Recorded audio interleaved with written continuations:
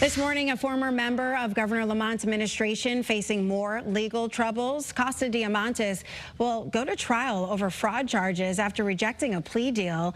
This case centers on an alleged Medicaid scheme with an eye doctor in Bristol.